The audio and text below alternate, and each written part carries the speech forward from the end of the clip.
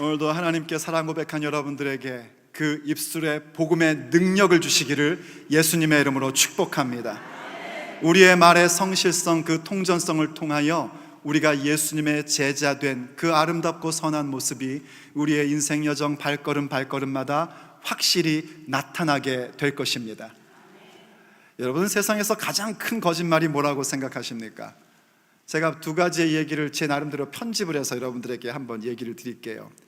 한 중세쯤에 세 곳의 수도원에서 한 수도사를 보내서 세 명이 모여 각 수도원들끼리 교제를 나누고 서로의 정보를 교환하는 일이 있었습니다. 점심이 돼서 식사를 하려고 하는데 이 양이 중세다 보니까 이 양이 풍족치가 않아가지고요, 한 사람이 먹어도 이게 배가 안 부를 양인 거예요. 물론 나눠서 먹을 수 있지만 새 수도사가 그럴 게 아니라 우리 한 사람에게 몰아주자 하고 결정을 했습니다. 어떻게 몰아줄까? 우리 내기를 하자. 어떤 내기를 할까? 우리가 평상시에는 수도사로서 늘 진리를 연구하고 진실을 말하기로 그렇게 열심히 살아가는데 한번 이번 내기에서는 누가 제일 큰 거짓말을 하나 이걸로 한번 해보자. 그거 재밌겠다. 한번 해봅시다 하고 재미삼아서 내기를 했습니다. 첫 번째 수도사가 이야기를 합니다. 알다시피 우리 수도원은 어마어마하게 크지 않소. 그래서 우리 수도원을 만들 때요, 화장실을 만들 때 굉장히 깊게 팠습니다. 내가 어제 아침에 이 미팅을 위해서 출발할 때 아침에 화장실 가서 제가 볼일을 봤는데 아마 제게 지금도 떨어지고 있을 겁니다. 와, 그래요? 다들 감동을 했습니다. 어쩌면 이렇게 거짓말을 잘할까? 그러자 두 번째 수도사가요, 한숨을 푹 쉽니다. 왜 그러세요? 걱정이 하나 있어서요. 뭔 걱정이요? 우리 수도원도 수도사들이 참 많아가지고 큰 가마솥을 하나 갖고 있는데요, 이 아침마다 우리 주방 담당하는 수도사들이 이 스프를 들어 배를 타고 나간답니다. 근데 어저께 아침에 그만 풍랑이 일어가지고 이들이 실종이 됐는데 이 찾았나 못 찾았나 참 걱정이네요. 첫 번째 수도사가 얘기합니다. 오늘 점심 당신 겁니다. 내가 졌어. 그러고선 세 번째 수도사를 두 사람이 탁 쳐다본 겁니다. 너도 한마디 해보라는 겁니다. 감탄하고 있던 세 번째 수도사가요, 자기를 쳐다보자 깜짝 놀라는 듯이 이렇게 얘기를 합니다. 아이고, 이거 두 분이 어마어마한 얘기를 하셔가지고 저는 별로 이렇게 참 할 얘기가 없네요. 더군다나 저는 태어나서 지금까지 한 번도 거짓말을 한 적이 없거든요. 그날 점심은 세 번째 수도사가 먹었답니다. 아마 제일 큰 거짓말은 태어나서 한 번도 거짓말한 적 없다, 이게 제일 큰 거짓말일 것 같습니다. 우리도 거짓말하며 삽니다. 거짓말하며 살다 보니까 누군가에게 내 진심을, 내 마음을 얘기할 때 우리는 맹세가 섞인 언어를 포함하여 말하기를 참 좋아합니다. 진짜야. 혹은 이게 거짓말이면 내가 당신 자식이야. 내가 성을 간다. 한국 사람은 심지어 손가락을 자른다 이런 얘기들도 하시더라고요. 이런 얘기를 하면서 내 진정성이 뭔지, 내 다짐이 얼마나 굳센 것인지를 표현하고 싶어 합니다. 하지만 그 얘기는 무엇을 반증해 주고 있냐면 내 말의 통전성, 성실성이 결여되어 있다는 것을 반증하기도 하는 것입니다.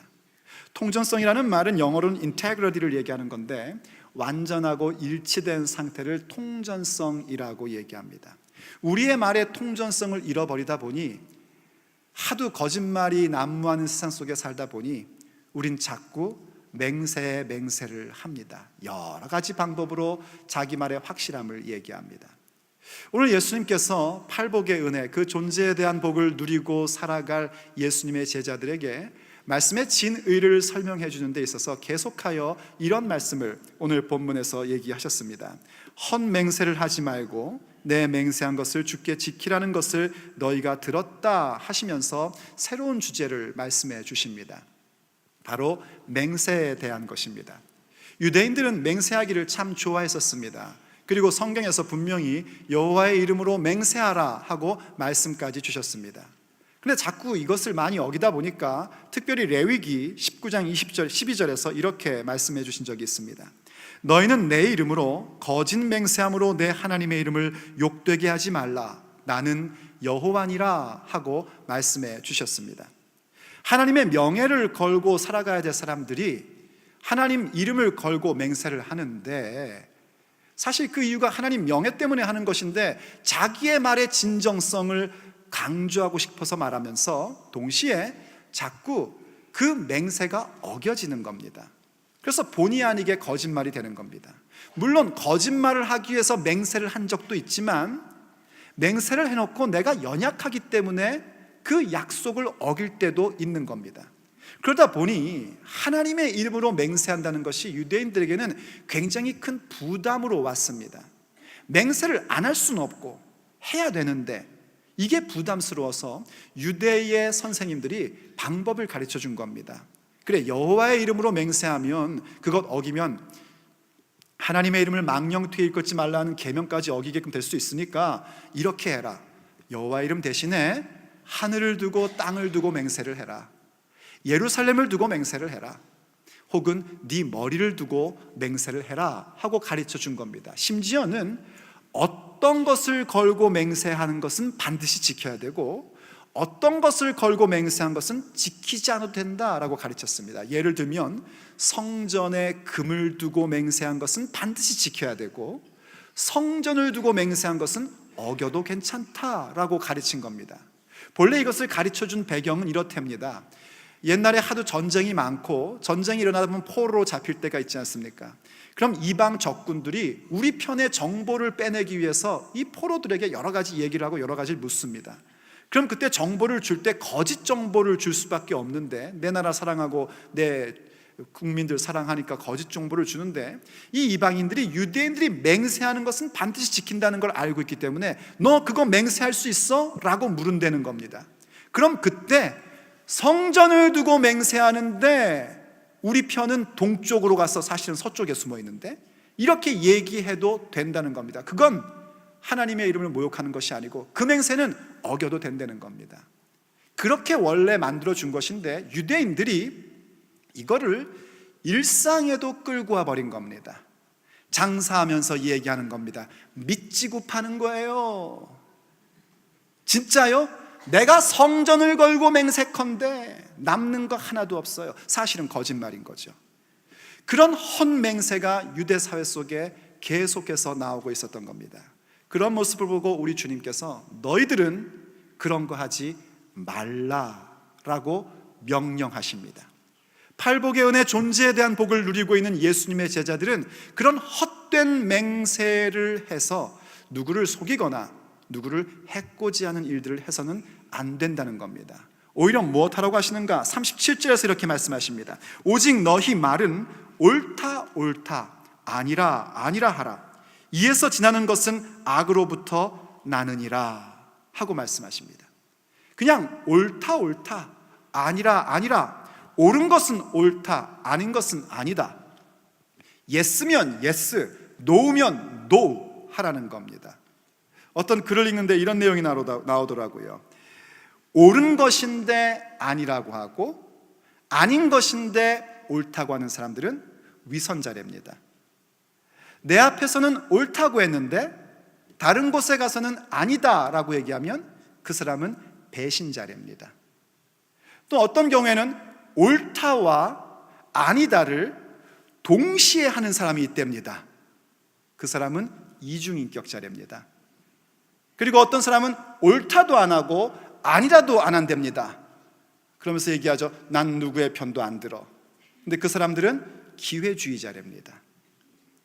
위선자, 배반자, 이중인격자, 기회주의자는 결코 예수님의 제자된 모습이 아닙니다.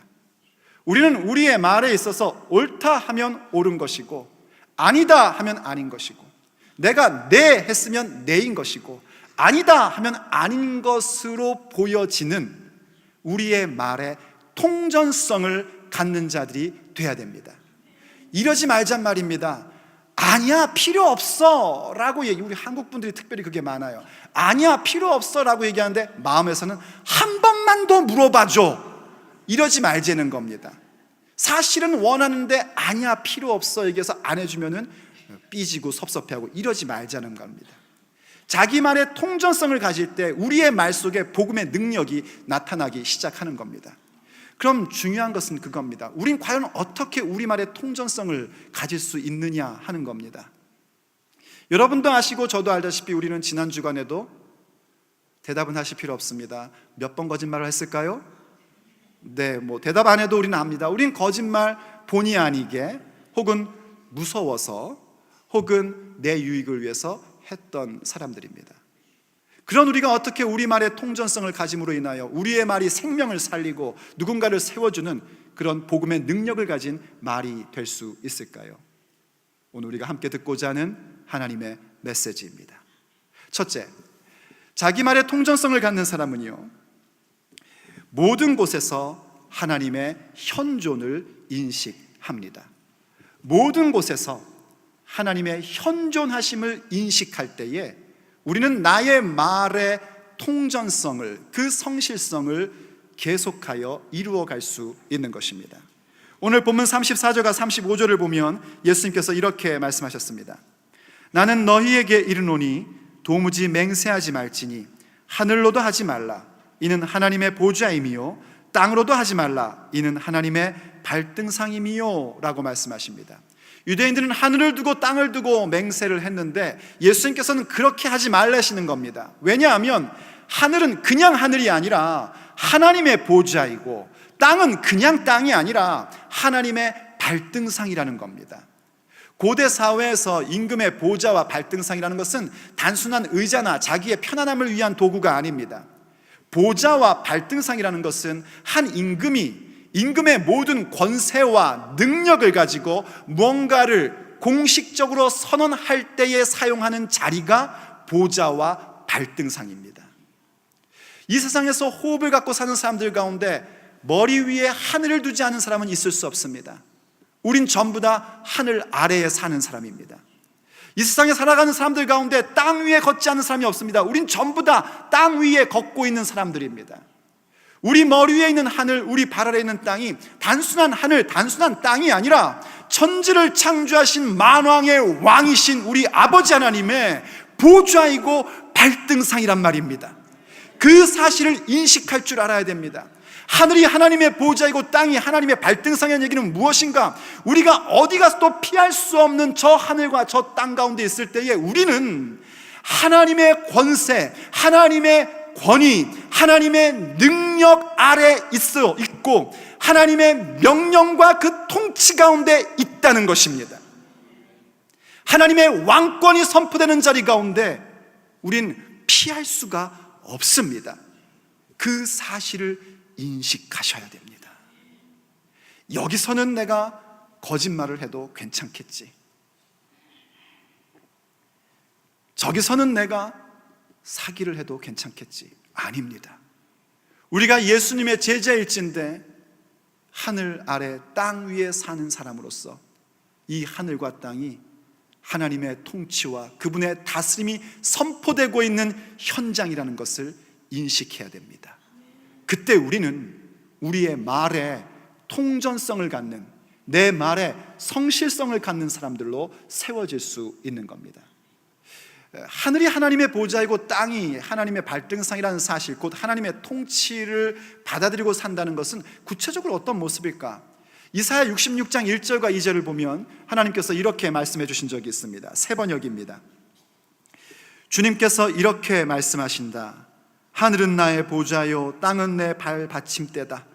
그러니 너희가 어떻게 내가 살 집을 짓겠으며 어느 곳에다가 나를 쉬게 하겠느냐?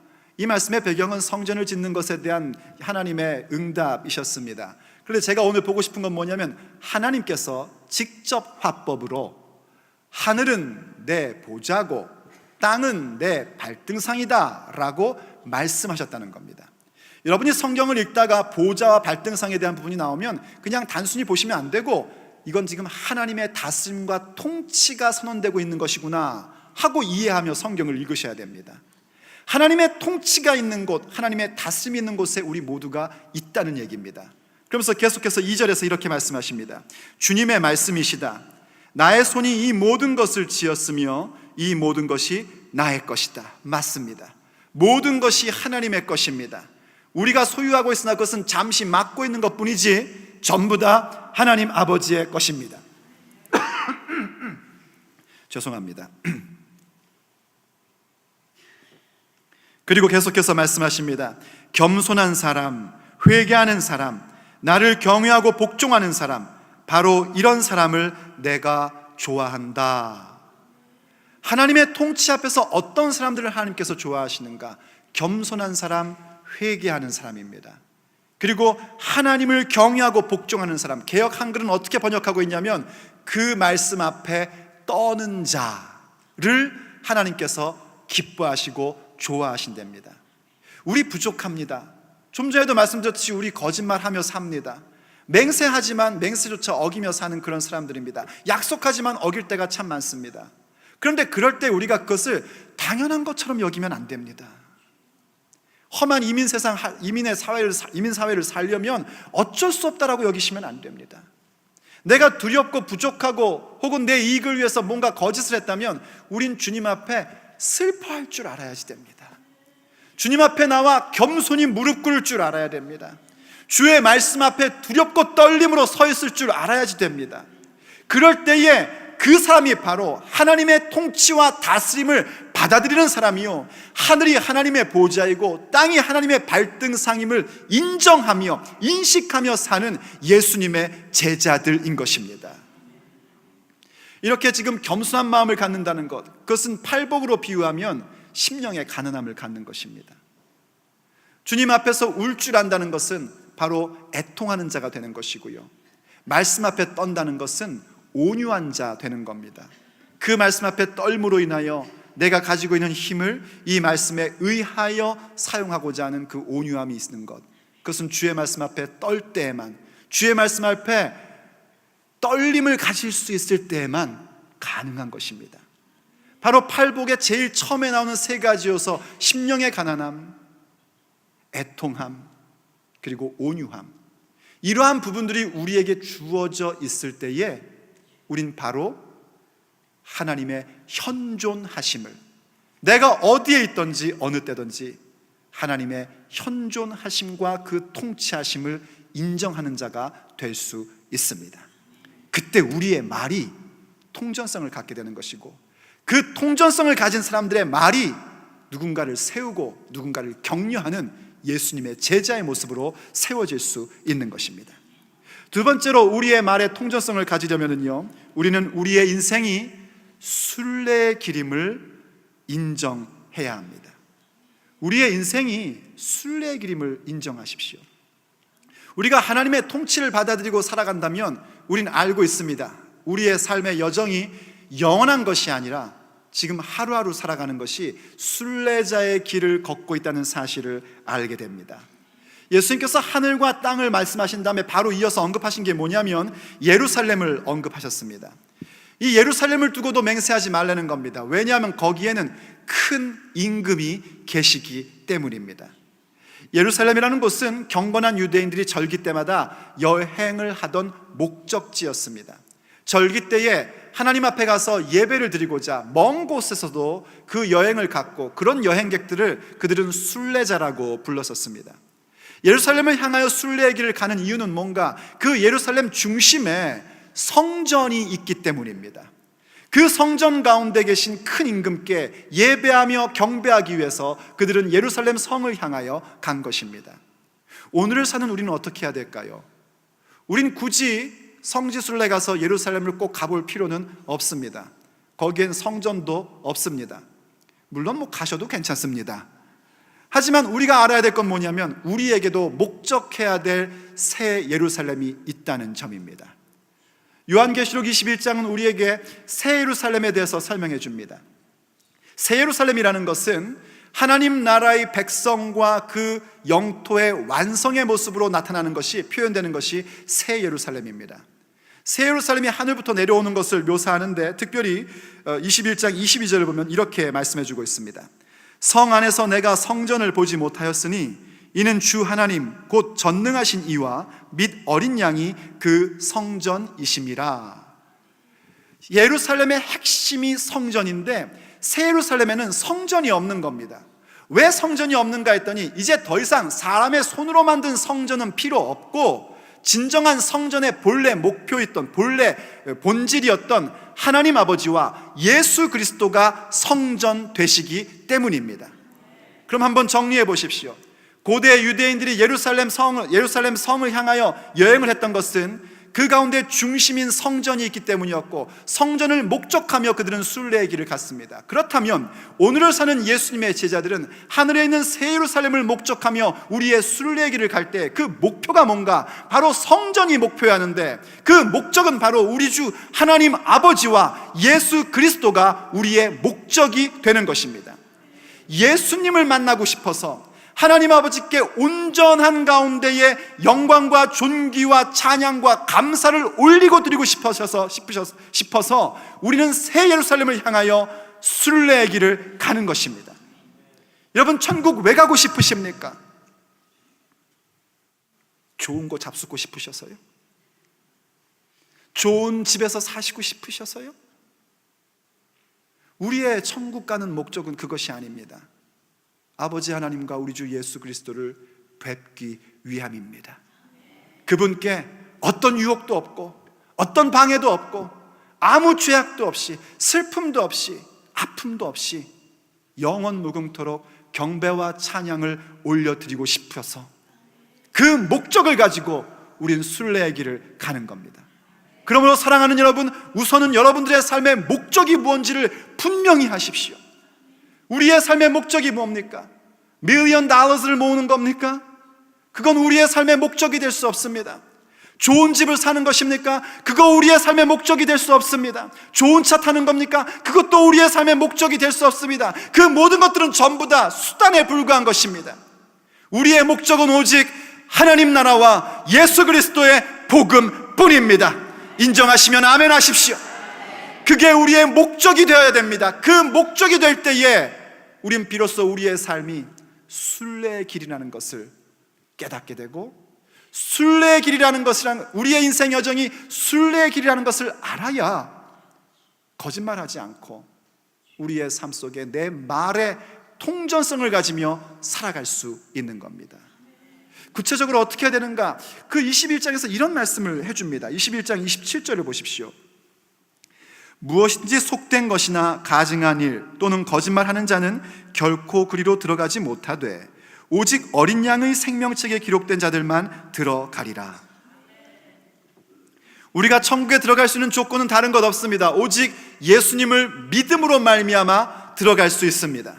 천국 들어가기 위해서 우리가 다른 것 할 수 있는 것이 아무것도 없습니다. 예수님을 믿는 자, 어린 양의 책에 기록된 사람들만이 천국에 입성할 수 있습니다. 그러므로 예수님을 믿으십시오. 예수님을 여러분의 마음의 구원자로 영접하십시오. 천국이 여러분의 것이 될 것입니다.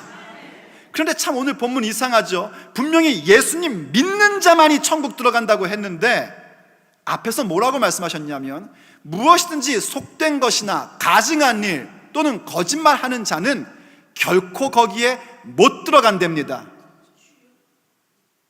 가증한 것 하는 자, 속된 것, 곧 더러운 것을 추구하는 자, 거짓말하는 사람 천국 못 간대요. 그럼 이게 무슨 얘기입니까? 예수님을 믿는 사람들은요, 이런 것을 좋아하지 않는다는 겁니다. 예수님 믿는 사람들은 더러운 것 싫어합니다. 더러운 생각, 더러운 행동, 더러운 계획 싫어합니다. 예수님 믿는 사람들은 이 세상에 가증한 것 싫어합니다. 예수님 믿는 사람들은 거짓말하는 것 싫어합니다. 그게 예수님 믿는 사람들입니다. 아까도 말씀드렸지만 연약해서 거짓말할 때 있지만 그걸 당연시 여기지 않는단 말입니다. 누군가에 대해 함부로 평가하는 것을 당연하게 여기지 않는단 말입니다. 내 안에 예수 그리스도께서 계시면 그럴 수가 없는 겁니다. 내 과거의 습관 때문에, 나의 판단 때문에 누군가를 잘못되게 얘기하기도 하고, 또 혹은 내 유익 때문에 거짓말을 하기도 하고, 어떤 두려워서 거짓말을 하기도 하지만, 그러한 것을 하는 순간 내 안에 계신 주님께서 너 왜 그랬냐 하며 책망하시기 때문에 마음이 편할 수가 없는 겁니다. 그래서 주님 앞에 나와 겸손히 무릎 꿇고 애통해 하는 겁니다. 그리고 주의 말씀 앞에 다시 떨리는 마음을 갖게 되는 겁니다. 그리고 기도하는 거예요. 도와주시옵소서. 도와주시옵소서. 내가 내 말의 통전성을 가져서 내 입술의 말 가운데 복음의 능력이 나타나는 인생 되기를 원합니다. 그러므로 제 입술에 파수꾼을 세워주시옵소서. 아버지 도와주세요. 제발 나의 하루의 삶이 순례의 길 가운데 하루에 불과하다는 것을 내가 동의할 수 있도록 도와주시옵소서. 내가 살아가는 발걸음 한 곳 한 곳마다 하나님의 현존하심이 있고 아버지의 통치와 다스림 가운데 있다는 사실을 인식할 수 있도록 저 좀 도와주시옵소서. 부르짖을 수밖에 없는 겁니다. 그게 우리의 말의 통전성을 갖게 하고, 우리가 예 하면 그건 정말 예다 라고 사람들이 생각하고, 우리의 말이 아니다 하면 그건 정말 아니다 할 수 있는 예수님의 제자된 모습으로 함께 세워져 가는 것입니다. 세 번째, 우리의 말의 통전성을 가지려면요, 우리는 인생의 한계를 받아들일 줄 알아야 합니다. 우리가 가는 곳곳마다 하나님의 현존하심이 있고 하늘 아래 땅 위에 사는 사람이기에 하나님의 통치와 그분의 다스림 가운데 있다는 사실을 인식하고, 그렇기 때문에 우리의 삶의 여정이 여기서 영원히 사는 것이 아니라 그저 그 순례길의 하루에 불과하다는 것을 우리가 알고 있다면, 그 다음 우리에게 필요한 것은 우리의 한계를 받아들일 줄 아는 것입니다. 왜 우리가 자꾸 거짓된 계획을 세우고 거짓말을 할까요? 여러 이유가 있겠지만요, 그 중에 하나가 뭐냐면 우리가 여기서 천년만년 살 거라는 착각 때문입니다. 말씀으로는 그렇게들 안 하십니다. 곧 죽을 때가 가까웠어 이러고 얘기를 합니다. 그런데 우리 하는 것 보면 정말 천년만년 살고 싶은 것처럼 행동합니다. 저와 여러분들이 말이에요. 바로 그런 착각 때문에 자꾸 거짓 맹세를 하고 거짓된 계획을 세워가는 겁니다. 또 다른 이유가 있다면 이런 겁니다. 뭔가 내가 계획한 대로, 내가 원하는 대로 이루어질 수 있다라는 착각입니다. 나는 머리가 좋기 때문에 내가 거짓말을 만들어서 이렇게 저렇게 치면 결국은 내 계획대로 될 거야 라는 착각입니다. 오늘 주님께서 그러한 자들에게 이렇게 말씀하십니다. 36절, 내 머리로도 맹세하지 말라. 왜냐? 이는 내가 한 터럭도 희고 검게 할 수 없음이라. 여기 네 머리를 두고 맹세하지 말라는 건 뭐냐면 내 인생, 내 목숨 두고 맹세하지 말라는 겁니다. 목숨은커녕 네 머리카락 하나도 네 마음대로 할 수 없는, 네 마음대로 희거나 검게 할 수 없는 존재가 너다라는 것을 알라는 겁니다. 참 그거 마음대로 안 됩니다. 제 아내는요, 이거 비밀인데요, 뭐 우리 가족끼리인데 어때요? 나이가 아직 젊지만 흰머리가 나더라고요. 요즘에 흰머리가 엄청 나서요, 맨날 흰머리를 뽑으셔요. 옆에서 보는 저는 그 흰머리가 아까워요. 저는 머리가 계속 뽑히고 있거든요. 머리가 자꾸 저거 주워서 내 머리에 심었으면 좋겠다. 마음대로 안 되더라고요. 그게요, 머리카락 하나도 마음대로 할 수 없는 게 인생입니다.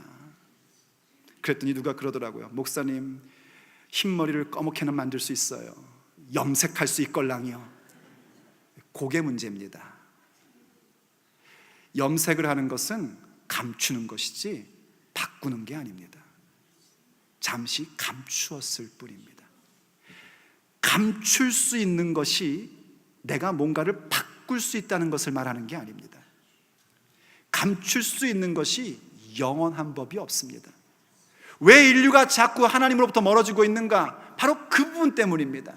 인류의 한계가 분명함에도 불구하고 인류는 전부 다 한계 속에 있습니다. 많은 것을 할 수 있는 것 같지만 사실 인류는 능력의 한계를 가지고 있고 수명의 한계를 가지고 있고 의의 한계를 갖고 있는 게 우리 사람의 현 주소입니다. 그런데 이것을 과학으로, 문명으로, 테크놀로지로 감춥니다. 그리고 우리에게는 불가능이 없다고 얘기를 합니다. 착각하고 사는 겁니다. 감추었을 뿐이지 어떤 것도 계속해서 영원할 수는 없습니다. 우리가 우리의 삶이 한계가 있다는 것을 늘 인정하고 사실 줄 알아야 됩니다. 그 한계를 인정하고 살 때, 물론 한계를 인정한다는 것이요, 여러분이 늘 우울하고 늘 힘들게 살라는 그런 얘기가 아닙니다. 우리가 그 한계 있는 존재를 인정할 때에 비로소 우리는 누구에게로 나올 수 있는가? 한계가 없으신 하나님 아버지께 나오게 되는 것입니다. 그분을 의지하는 것입니다. 나는 능력이 없고 나의 능력은 한계가 있고 나의 힘은 한계가 있기 때문에 무한하신 예수 그리스도의 능력, 그 이름의 권세에 내가 접붙여 살기를 원하며 나오게 되는 겁니다.